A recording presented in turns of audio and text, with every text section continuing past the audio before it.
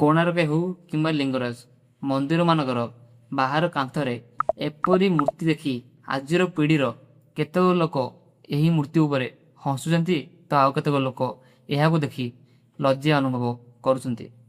କିନ୍ତୁ ଆପଣ କେବେ ଭାବିଛନ୍ତି ଯେଉଁଠି ଆମେ ମଥା ନଇବାକୁ ଯାଉ ସେଇଠି ଏପରି ମୂର୍ତ୍ତି କ'ଣ ପାଇଁ? ପ୍ରକୃତରେ ମନ୍ଦିରର ବାହାର କାନ୍ଥ ହେଉଛି ସଂସାରର ଆଇନା। କାମ, ବାସନା, ଆକର୍ଷଣ ଓ ଶାରୀରିକ ମିଳନ ଏସବୁ ହେଉଛି ସଂସାରର ଏକ ଅବିଚ୍ଛେଦ୍ୟ ଅଂଶ।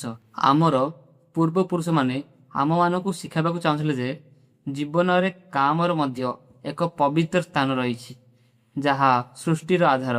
କିନ୍ତୁ ସବୁଠୁ ବଡ଼ କଥା ହେଲା ଏହି ମୂର୍ତ୍ତି ଗୁଡ଼ିକ ମନ୍ଦିରର ବାହାର କାନ୍ଥରେ ଅଛି, ଭିତରେ ନୁହେଁ।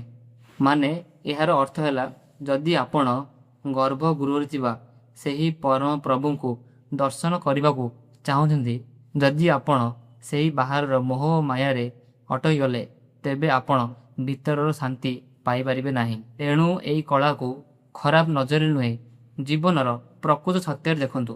ଆଉ ମନେ ରଖନ୍ତୁ, ଶରୀର ହେଉଛି କେବଳ ବାହାରର ପୋଷାକ, ଆତ୍ମା ହିଁ ପ୍ରକୃତ ସତ୍ୟ।